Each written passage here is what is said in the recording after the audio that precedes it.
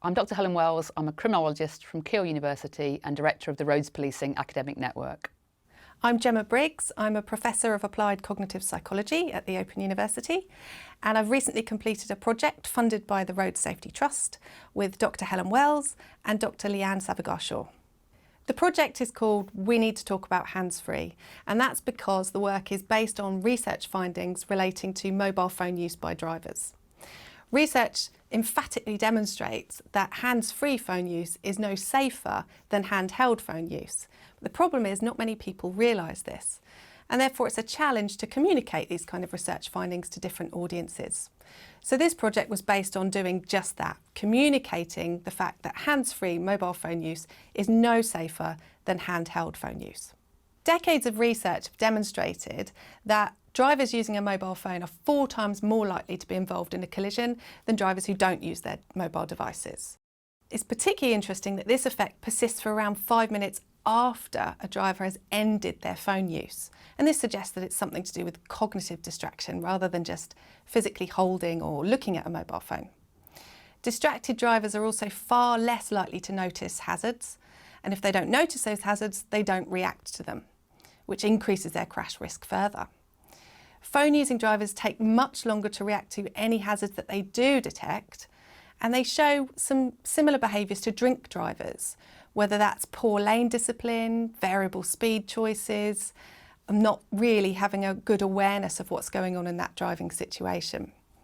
We also know from some of my own research that drivers can look directly at a hazard yet fail to see it. Because they don't see it, they don't react to it. None of these factors are improved by using a hands-free kit. The problem with phone use is the cognitive distraction it imposes on a driver. It encourages competition for limited attentional resources. And if the phone task wins the attentional resources, the driving task loses out. And that's when we see these kind of behaviours displayed by distracted drivers. One of the challenges of communicating these kind of research findings on the dangers of hands-free phone use is that, of course, only one form of mobile phone use by drivers is illegal, and that's handheld mobile phone use. Understandably, many people look to the law as a guide to what is safe and acceptable behaviour. Unfortunately, in this case, the law implies that hands-free phone use is safe because it's legal. This is a problem, because it means that even 100% compliance with the mobile phone law, the law that makes it illegal to use your phone handheld, would not completely eliminate the distraction caused by mobile phone use by drivers. Around 25% of drivers admit to regular illegal phone use, measured by self-report surveys. We don't have quite such a good gauge of how many drivers perfectly legally use their phones hands-free behind the wheel. So we don't actually know the true scale of driver distraction on the roads at the moment. What we do know, based on research findings, is that it's a significant danger. So we carried out a survey as part of this project to ask people what they would do if they were caught by a police officer or a mobile detection camera or someone's dash cam, what they would do if they were caught using their mobile device. In future, would they continue using their handheld mobile phone? Would they change their behaviour in any way? What we found was, while around 1/3 of our respondents said that they would cease any type of phone use after that point, 60%, around 60%, said they would continue to engage with their phone in one way or another. And 33% of our sample said they would switch to using their phone hands-free, the legal but unsafe alternative. Another significant proportion of our sample said that even after enforcement, they would either carry on using their handheld phone as they had before, that they would limit it but not stop doing it, or they would try to hide it so that they minimise their chances of being detected again in future. Most people who are caught using their phone behind the wheel will be caught by a police officer. This means that police officers have a really important role to play in the conversations that they have with people about the dangers of mobile phone use.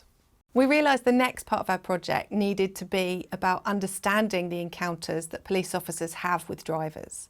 We wanted to understand what kind of information they provide to them, how they assess the situation, with a view to thinking if there's anything that we could do to improve these interactions, to help police officers give the best advice in terms of promoting safety and not just legality. We designed another survey for use with frontline police officers. We asked questions about their understanding of distraction, the law, and how that law is applied. One of the team, Dr. Leanne Savagar-Shaw, also conducted some one-on-one interviews with police officers. These were again aimed at understanding police officer interactions with mobile phone offenders and their understanding of distraction more generally. 97% of our sample of police officers agreed that handheld mobile phone use by drivers is a real safety problem, and 72% agreed they often see people doing this. Significantly, most officers felt that handheld use was a significant safety risk, and most agreed that it was appropriate for them to use the law to try and improve road safety. They also agreed that it's really important to educate drivers about safe behaviours and that they tended to do this when they stopped drivers. 88% of our sample of police officers said they thought it was really important to give education at the roadside and not always prosecute drivers for using their phone handheld. However, 71% of officers felt that hands-free phone use was a safer alternative than handheld mobile phone use. And 82% of them said they recommend to offenders that they use hands-free systems in the future. This represents problematic advice in terms of road safety. Our findings show that officers tend to believe that distraction is caused by visual and manual aspects. That is, they think the main problem with phone use is drivers physically holding a phone and looking at it. They tend to show the assumption that if you've got both hands on the steering wheel and both eyes looking at the road, then phone use isn't a problem. We know from lots of research that this isn't the case. Unfortunately, what our interviews showed was that police officers are giving advice that is unsafe. They're encouraging drivers to use a hands-free kit in future. This means that there is some work to be done with officers so that their advice focuses on what is safe, not just what is legal. That's why the next part of our research approach involved asking police officers to complete an educational interactive activity. The educational intervention is a computer-based interactive called Are You a Focused Driver? It's a gamified approach whereby you need to sit and watch a series of driving situations, some of which contain hazards, at the same time as receiving a mobile phone call. If you wouldn't mind grabbing some cabbage, celery, cauliflower. The person on the end of the phone is quite demanding in that they're providing you with a list of items that you need to remember to buy in the shop later. And at the same time, you need to look out for these hazards. What happens is, after you've experienced this, you're asked some questions about what was on the shopping list and about which hazards you did or didn't see. And you're given a score. What we tend to find is that people either do well in the driving task in terms of noticing the hazards, or they do well in the shopping list task in terms of remembering the most items on the shopping list.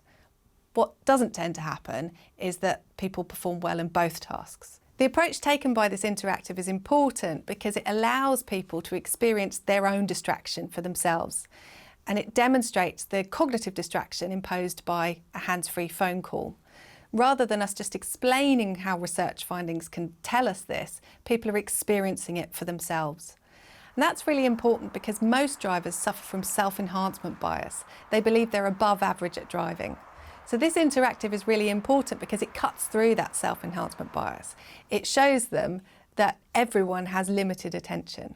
It's nothing to do with how good a driver you are. It's all about how you apply your attention. As we've seen, many police officers believe that hands-free phone use is a safe alternative to handheld mobile phone use. So we wanted to see if the interactive could change officer attitudes in this respect, with a view to potentially changing the interactions that they have with drivers. After experiencing the interactive, 72% of officers said in future they would offer advice to offenders on avoiding hands-free use in future. 88% said they would explain the dangers of all phone use to offenders, not just the dangers of handheld. And 79% said they would explain specifically why hands-free use is distracting, based on the findings presented to them in the interactive. The We Need to Talk About Hands-Free project has demonstrated how important police officer interactions with mobile phone offenders are, and has demonstrated the importance of ensuring that the information officers provide to mobile phone offenders promotes safety, not just legality. The pace of technological development far outstrips the ability of legislation to keep up with it. And that's why enforcement encounters, like those between police officers and drivers at the roadside, are so important for communicating messages about safe behaviour, not just legal behaviour. We would argue that this information is important regardless of how someone is caught using their mobile phone, whether they're caught by a police officer or whether they're caught by a camera. The information needs to be provided that switching that behaviour, displacing that behaviour from handheld to hands-free doesn't improve road safety for anyone. We presented our findings to road safety and roads policing audiences, and as a result, the National Police Chiefs Council portfolio lead for roads policing is actively considering its implications. Our research clearly shows the importance of police understanding the pivotal role they play in educating road users about the dangers of hands-free mobile phone use, and that's why we need to talk about hands-free.